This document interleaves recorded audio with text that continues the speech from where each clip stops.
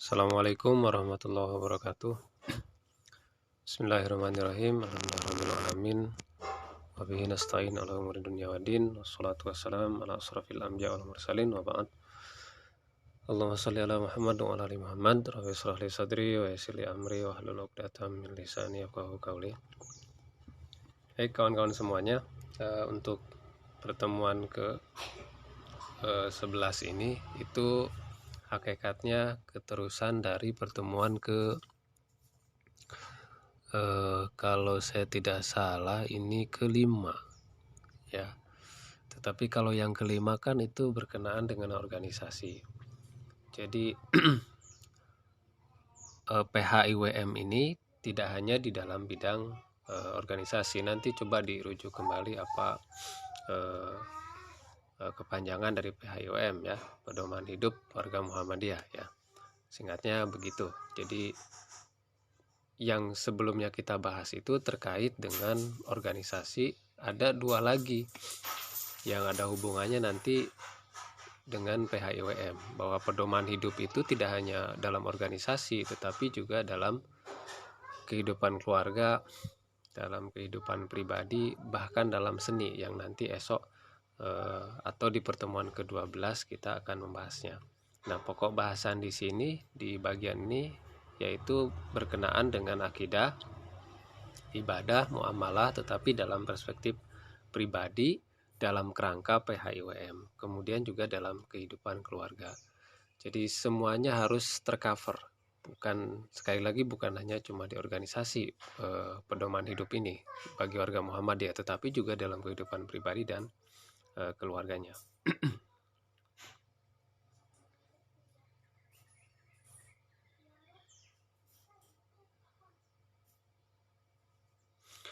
Ya, kalau PHWM sendiri tentang kepentingannya, saya kira saya tidak perlu untuk menjelaskan lebih dalam tentang landasan dan sumber, karena memang kita sudah bicara ini juga. Kemudian dari sisi kepentingan juga kita sudah membahasnya.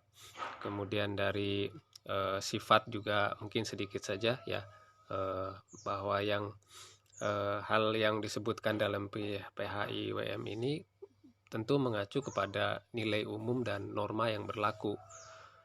Norma yang berlaku itu bisa berdasar kepada nilai undang-undang yang ada di negara kita, itu juga bagian dari nilai, bisa juga terhadap nilai budaya dan juga agama, dan tentunya agama yang menjadi landasan dari pembentukan pedoman hidup ini. Kemudian sifatnya untuk lebih membuat diri kita bermutu, lebih kaya lagi terutama dalam sikap. Kemudian aktual, artinya bahwa itu memang kekinian terjadi saat ini dan dapat memberikan arah pedoman ini. Jangan sampai ada pedoman tetapi justru tidak bisa digunakan. Ideal ya, ideal memang sesuai dengan ketentuan dan kesepakatan umum tentang logik dan moral. Robani artinya berdasar kepada nilai-nilai ketuhanan. Taisir itu adalah mudah. Jadi pedoman hidup ini jangan sampai membuat warganya malah membuat susah gitu, atau tidak mampu melaksanakan apa yang mestinya dilakukan di dalam pelaksanaan pedoman hidup tersebut. Ya, tentu tujuan sederhananya ingin mewujudkan ukhuwah tadi itu. Dan dari ukhuwah ini nanti juga akan terbawa pada pembentukan masyarakat Islam yang sebenarnya tidak hanya dari organisasi, tidak ada secara pribadi, tetapi kolektif bersama-sama ya, dari sisi organisasi, sisi pribadi, dan juga dari keluarga. Nah, kalau dalam kehidupan PHIWM ini tidak hanya mengatur bagian dari kehidupan berorganisasi, tapi sebetulnya ya juga banyak ya. Ada yang hubungannya keluar, ada yang hubungannya ke dalam gitu. Kalau yang ke dalam ya pada sisi organisasi, pada sisi pribadi ya, pada sisi keluarga di Muhammadiyah. Kemudian dalam hal yang di luar ya sisi bisnis, sisi profesi, sisi bernegara, sisi iftek, sisi seni budaya. Semuanya harus melekatkan diri dengan pedoman hidup. Jadi nilai Muhammadiyah yang positif ini dibawa di sana. Yang sebetulnya itu dalam nama lainnya nilai Islam yang dibawa di dalam kehidupan kita. Jadi kalau segala aspek ini kita sudah memberikan pedoman-pedoman khususnya dalam kehidupan, saya kira apa yang sebelumnya dicita-citakan juga akan terlaksana. Jadi awalnya tentu yang harus ditegaskan itu adalah dari organisasi, ya. Ini terbiasa kemudian coba dibawa ke ranah pribadi dan kehidupan keluarga, sehingga ke depan nanti itu akan menjadi lebih universal, ya, bukan cuma dalam dua hal itu tetapi dalam setiap langkah kehidupan kita. Nah, yang masuk ke dalam bentuk kehidupan pribadi, pedoman ini yang harus ada itu tentu pertama dalam hal akidah, kemudian kedua dalam hal ibadah, kemudian dua hal ini harus punya bukti dalam kehidupan, yakni berupa akhlak, sehingga kemudian itu semuanya dalam bermuamalah, dalam bersosial memiliki dampak di dalam kehidupan. Misalkan dalam hal-hal ibadah, senantiasa memiliki prinsip hidup dan kesadaran iman berupa tauhid kepada Allah yang benar, ikhlas dan penuh ketundukan, menjadikan iman dan tauhid sebagai sumber kegiatan hidup, dan menolak TBC yang dapat mengotori iman. Lagi-lagi ini kembali kepada ADART, kepada akhlak kita, kepada hitoh, karena memang ini yang menjadi dasar perjuangan kita, membenarkan akidah. Ya kan, awal-awal Muhammadiyah ada memang untuk menghilangkan hal-hal yang berbau TBC tersebut, makanya itu harus dihilangkan dari kehidupan beragama, ya, supaya pemurnian ajaran Muhammad itu menjadi bersih dari unsur-unsur yang memang tidak dibenarkan di dalam agama. Jadi hal penting dan urgen dalam pedoman hidup kita sebagai warga Muhammadiyah itu yang pertama adalah mentauhidkan Allah. Ya, harus memiliki nilai dan sikap akidah yang kuat. Jika dalam beragama nilai tauhid ini menjadi unsur penting, maka dia tidak boleh hilang. Itu dulu yang dikuatkan.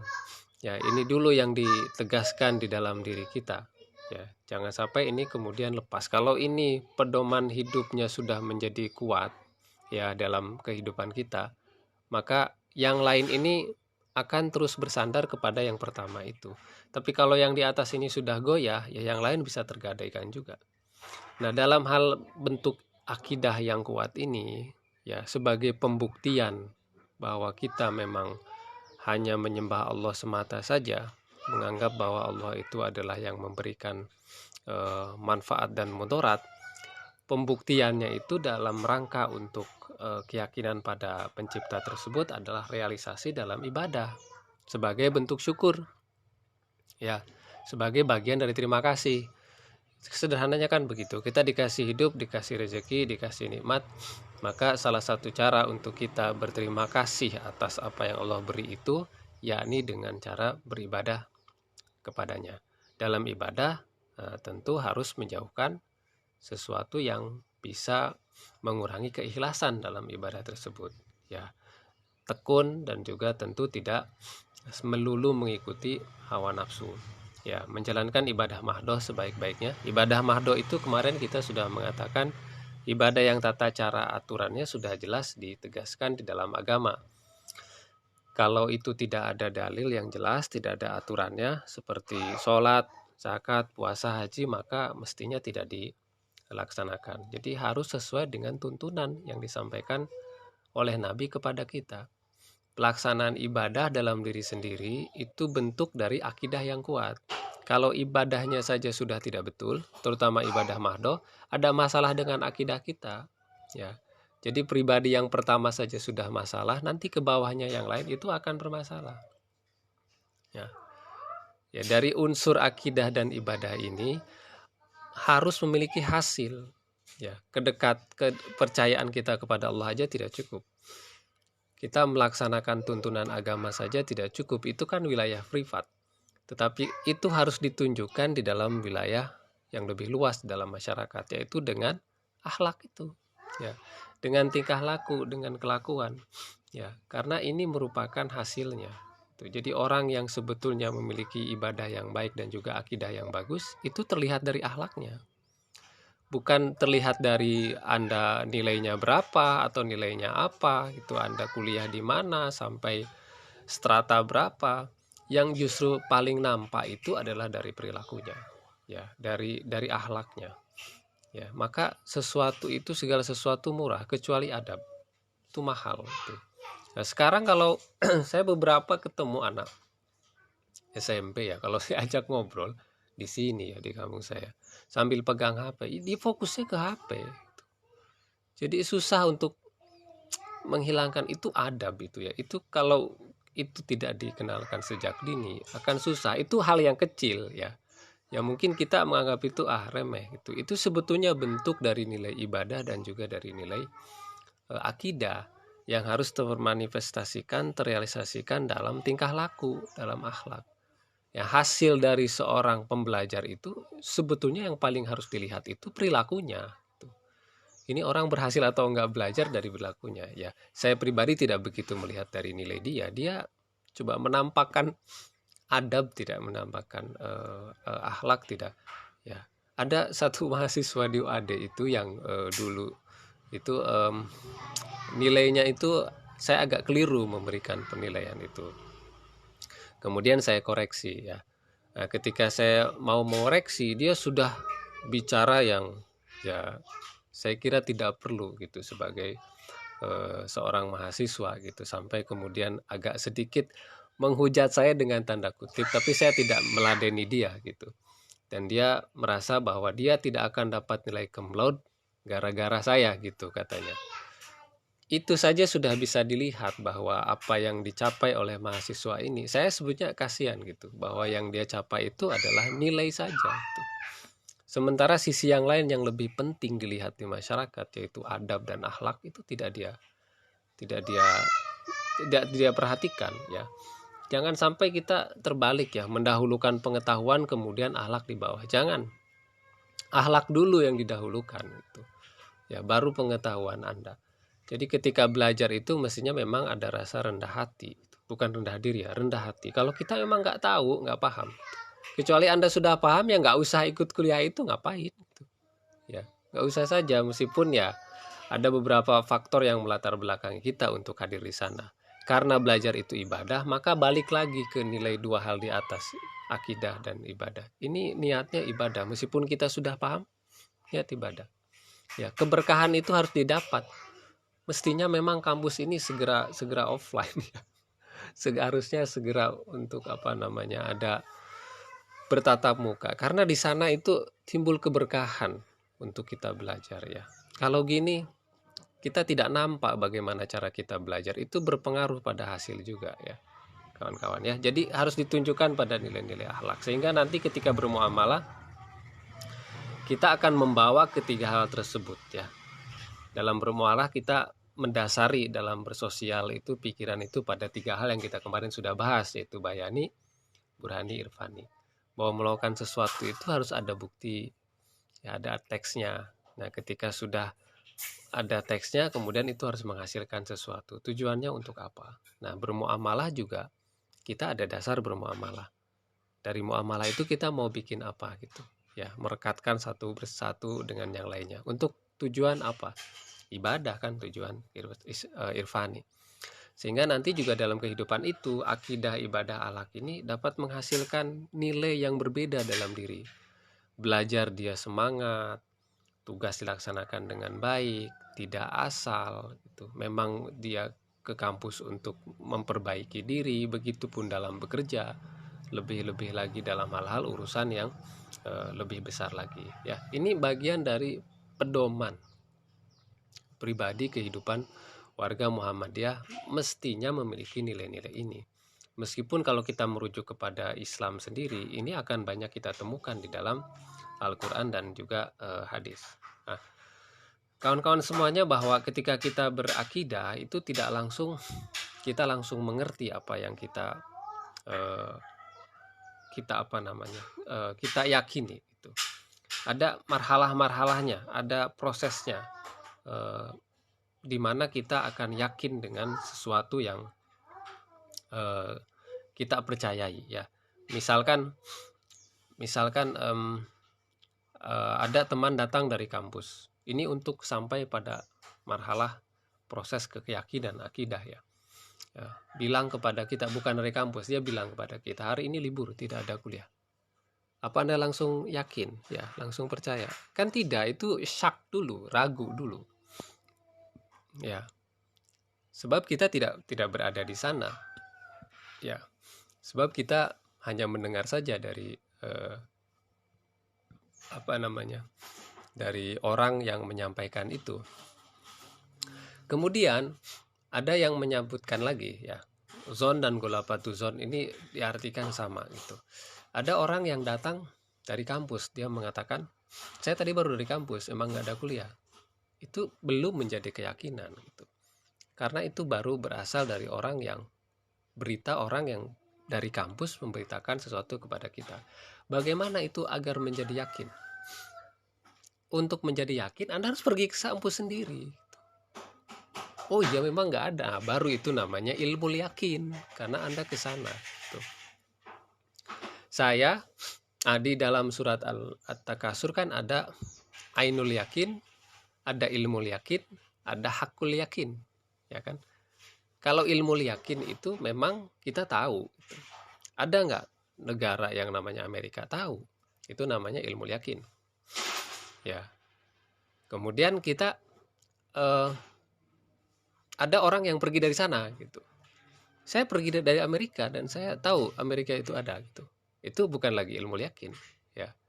Itu namanya ainul yakin. Karena dia memang sudah dapat informasi dari orang yang melihat. Kalau itu kebenarannya ingin pasti dalam diri kita, Anda pergi ke sana. Anda akan tahu. Nah, maka itu namanya hakul yakin. Ya, dalam proses ke dalam akidah, untuk berada dalam keyakinan, yang pertama kita syak gitu, ragu. Ini Allah ada nggak sih? Kira-kira begitu. Ini benar nggak sih apa yang diciptakan oleh Allah? Nah, dari mana kita bisa tahu itu menjadi proses pada zon, pada prasangka dari orang yang mempelajari tentang agama? Kita ingin lebih yakin lagi, ya kita gali sendiri untuk mendapatkan keyakinan tersebut. Ini bagaimana kita memantapkan akidah tadi sebagai salah satu pedoman hidup warga Muhammadiyah. Maka untuk itu, antara akidah dengan amal ini harus memiliki keterhubungan. Ya, sebab akidah ini bagaimanapun adalah akar dalam kehidupan kita. Kemudian akar ini harus menghasilkan sesuatu untuk menopang di atas itu, yakni batang itu dalam rangka melaksanakan ibadah. Nah, buahnya itu sebagai hasilnya. Tuh. Ya, maka saya sampaikan tadi orang yang beragama itu buktinya sebetulnya dari perilaku itu, bukan dari tahu teori. Itu hakikatnya itu. Ya, perilaku itu dasarnya kuat, ada batang yang kokoh, ada akar yang kuat. Nah, dari situ kemudian menghasilkan akhlak. Ya, jadi ada hubungannya antara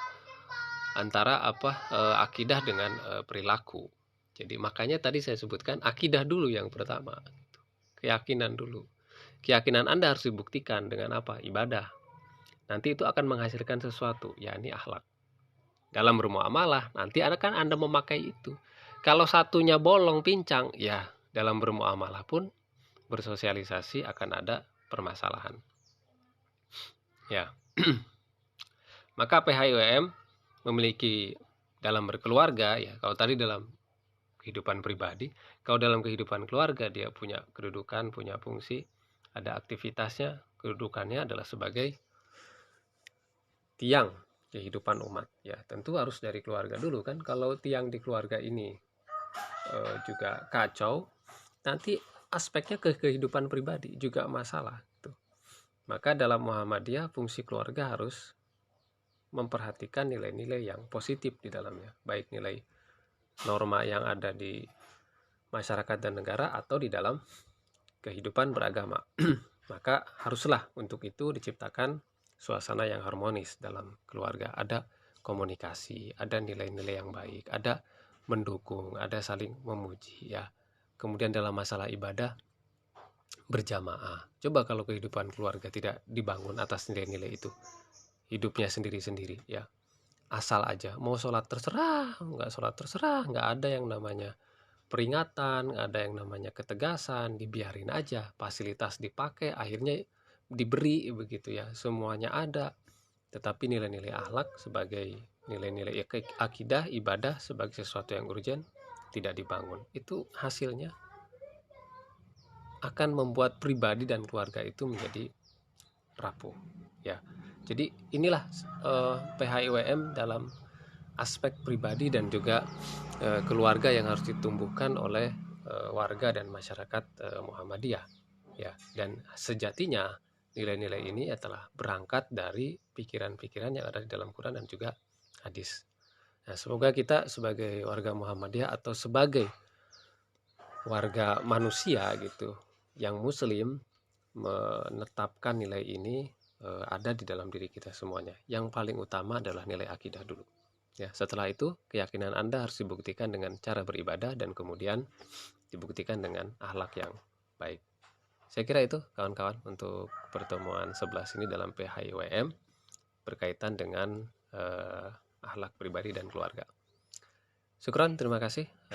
Semoga manfaat. Assalamualaikum warahmatullahi wabarakatuh.